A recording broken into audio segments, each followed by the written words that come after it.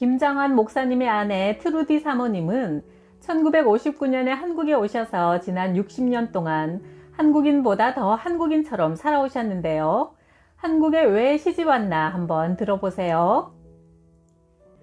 우리 부부가 미국에서 결혼하고 1959년 한국에 온 후 남편은 1960년부터 수원중앙침례교회 협동목사로 일했고 66년에 담임 목사로 부임했지만 사례비는 1980년부터 받기 시작했다. 그 전까지는 미국 기독봉사회에서 보내오는 적은 선교비로만 살았다. 남편은 극동방송 사장으로 일하면서도 월급을 받은 적이 없고 오히려 집회에 가서 받은 사례비도 모두 극동방송에 입금한다. 주변에서 이유를 물으면 모금과 자원봉사로 운영되는 방송사 사장이니 당연한 일이라고 말한다. 사람들이 남편에게 개인적으로 주는 선교비는 모두 비서가 관리한다. 남편은 그 돈으로 어려운 이들을 도와주고 기념일이 되면 방송 후원자들에게 작은 선물을 보낸다. 남편은 선교 초기에 여러 가지 일을 해도 월급은 한 곳에서만 받는다는 원칙을 세운 뒤 지금까지 지키고 있다. 그 철칙은 두 아들에게로 이어져 요셉과 요한도 교회에서만 사례비를 받는다. 집회에 강사로 참여해 받은 사례비는 모두 선교 헌금으로 쓴다. 나 역시 중앙유치원 원장으로 36년간 일하면서 내 월급을 내가 써본 기억이 없다. 직원에게 월급 통장을 맡겨놨다가 유치원에서 돈이 필요하면 찾아오게 했다. 유치원이 늘 돈이 부족해 교회에서 지원을 받고 있는데 내 목만 덜렁 챙길 수는 없었기 때문이다. 여보, 나 생활비 좀 줘요. 나는 돈이 필요할 때면 남편에게 조금씩 타서 썼다. 내가 이런 말을 하면 에이 설마 지금도 그렇게 하세요? 라며 믿지 않는 사람도 있었는데 사실이다. 신혼 초에는 시장 갈 때마다 500원, 1000원씩 받던 게 조금씩 인상되어 지금은 생활비로 100만원 정도 받아 쓴다. 교인들이 이것저것 생활에 필요한 것들을 가져다 주고 남편은 선교를 위해 한 달에 절반 정도 집을 비우니 생활비가 그리 많이 들지 않는 데다 혹시 먹을 게 없으면 아래층 아들네 집에 가서 얻어먹어도 되니 걱정 없다. 요즘은 돈에 매인 사람들이 많아 목사 아내들조차 돈에 예민하게 반응할 때가 있다. 하지만 나는 돈이 많지 않아도 하나님 뜻대로 사는데 문제가 없다고 생각한다. 꼭 필요할 때는 어떤 경로를 통해서든 주님이 채워주신다는 걸 믿기 때문이다. 2000년 1월 호주 멜버른에서 전 세계 침례교 대표 10,000여 명이 참석한 가운데 침례교 세계연맹 총회가 열렸다. 이날 남편 김장환 목사는 동양인으로는 최초로 총회장으로 선출되는 영광을 누렸다. 1억 5천 명의 세계 침례교인을 대표하는 한국인 목사라니 자랑스러운 일이었다. 당시 김대중 대통령도 축전을 보내 진심으로 축하한다며 기뻐하셨다. 한국에 돌아온 뒤 가까운 어떤 분이 축하 선물로 고급 승용차를 선물했다. 남편은 평소에 경차를 타고 다녔기에 청와대나 정부기관에 들어갈 때면 입구에서 막힐 때가 종종 있었다. 하지만 남편은 그 선물을 거절하기 위해 기름값을 대주면 타겠다고 했는데 그분은 한 달에 기름값 명목으로 50만 원을 통장으로 보내기 시작했다. 유명해지니까 좋은 점도 많네요. 나는 남편이 총회장 당선 이후로 우쭐해지면 어쩌나 하는 마음에 남편을 은근히 떠보았다. 그런데 남편은 오히려 내게 혹시 총회장 부인이라고 누구에게 덕볼 생각은 하지 말아요 하면서 주의를 주었다. 남편은 이 일로 혹시 내가 우쭐해지면 어쩌나 걱정이 되었던 모양이다. 사람들은 목사님께서 그렇게 유명하시니 사모님은 얼마나 좋으세요 하지만 천만의 말씀이다. 나는 사람이 유명해지는 게 그 사람의 영혼에 유익된 점이 별로 없다고 생각한다. 남편이 총회장에 당선된 것이 지금보다 더 바빠진다는 것, 남편 얼굴 보기가 힘들어진다는 것 이상의 어떤 의미도 내게는 없었다. 남편이 세계적으로 유명한 목회자가 된 이후 오히려 이런저런 청탁이나 부탁을 거절하느라 고민이 많아졌다. 돈을 빌려달라고 찾아오는 경우도 많다. 오래전 한 번은 병원 청소일을 하면서 어렵게 사는 분이 나를 찾아와 내가 돈을 갚지 못해 딸이 섬으로 팔려가게 생겼어요 하고 하소연했다. 사모님, 딱 100만 원만 있으면 딸을 살릴 수 있어요. 사채업자들이 애를 데려가서는 돈을 갚지 않으면 인신매매로 넘겨버리겠다고 하는데 제가 가진 돈이 한 푼도 없어요. 제발 도와주세요. 저에게 돈을 빌려주시면 꼭 갚겠습니다.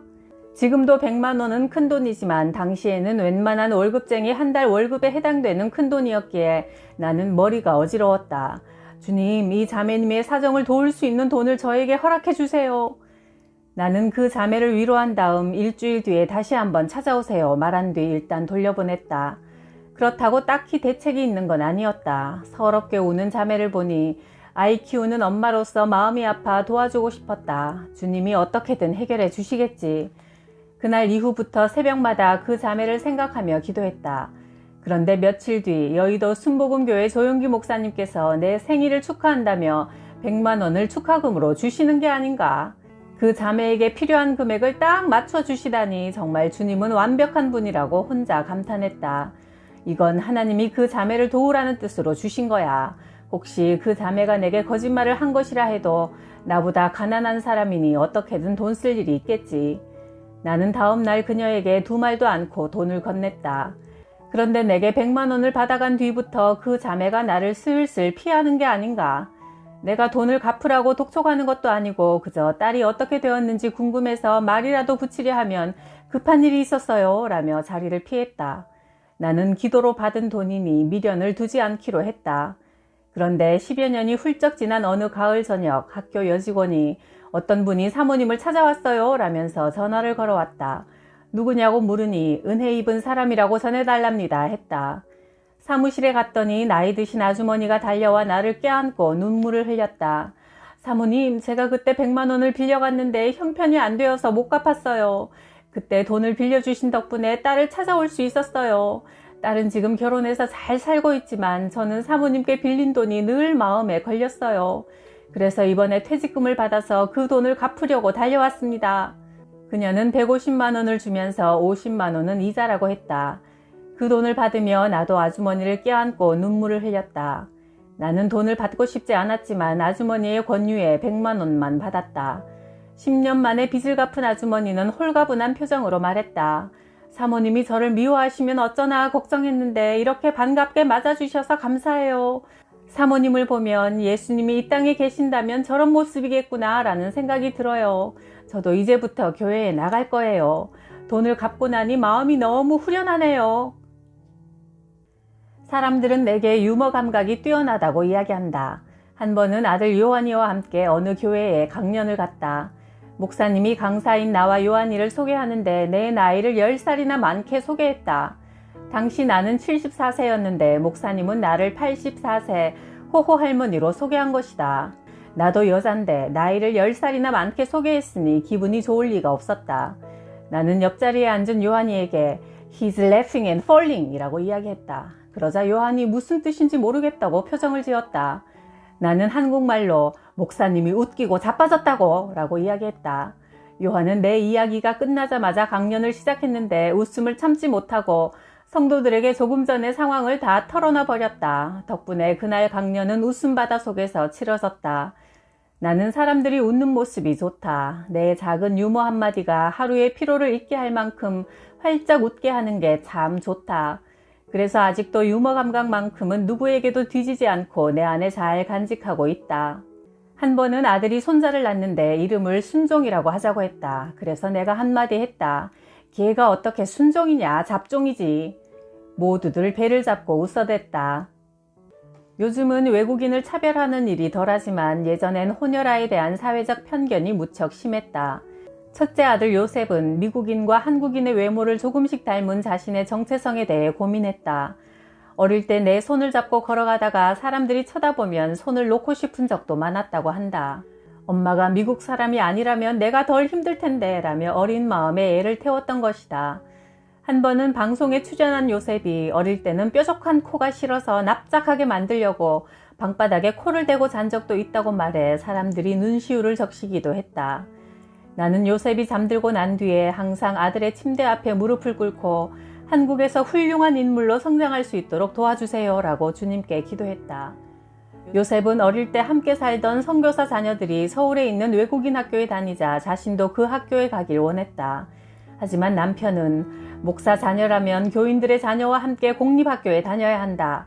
목사 자녀가 비싼 돈을 들여 외국인 학교에서 특권을 누린다는 건 용납할 수 없다고 했다. 나는 남편의 확고한 뜻을 확인한 뒤 요셉을 잘 타일렀다. 너는 한국 사람이야. 그러니 한국 학교에 다녀야 해. 네가 하나님께 기도하면 분명 친구들과 잘 지내게 도와주실 거야. 그러나 한국 아이들은 혼혈아 요셉을 종종 따돌렸고 어느 날 학교에서 돌아온 요셉이 소파에 털썩 주저앉더니 사는 게 참 힘들어요. 난 도대체 한국 사람이에요? 미국 사람이에요? 라고 불만을 터뜨렸다. 고작 10살밖에 안 된 아들 입에서 그런 말이 나왔으니 내 가슴이 얼마나 아팠겠는가. 그 이후 남편은 요셉을 강사로 가는 집회에 꼭 데리고 다녔다. 혼혈아인 아들에게 자신감을 갖도록 한 배려였다.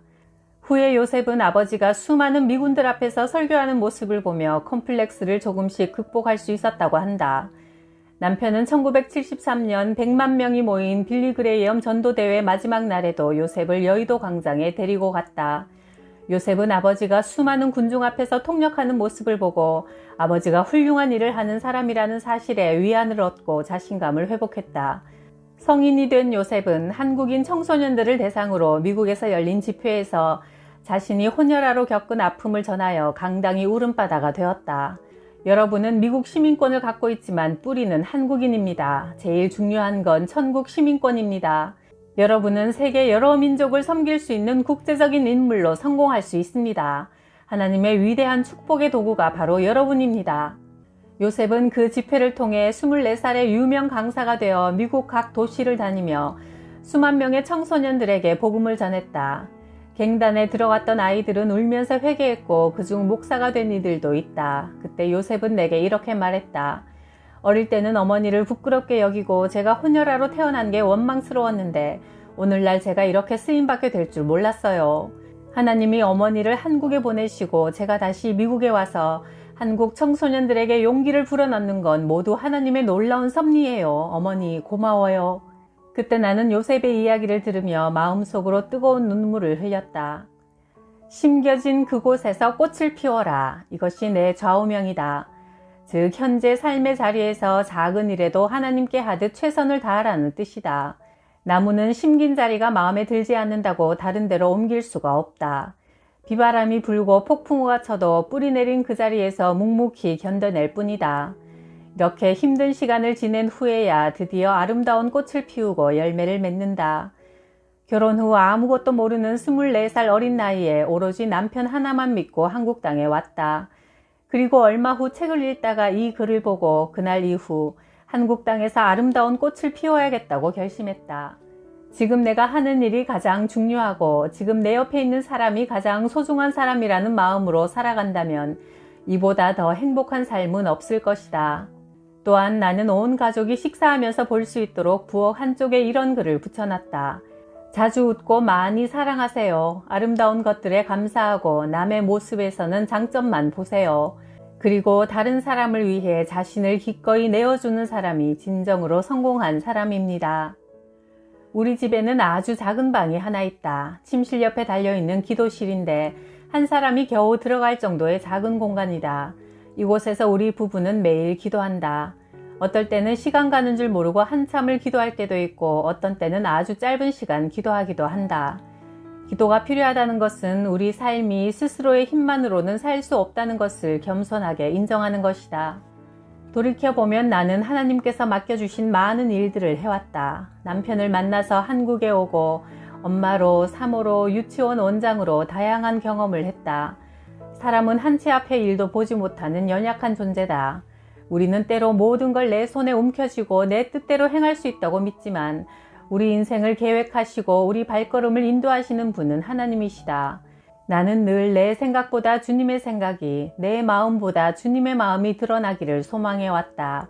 누구에게나 삶은 힘들고 어려운 것이지만 나 자신을 십자가 앞에 내려놓고 하나님 말씀에 순종하는 것만큼 행복한 건 없다.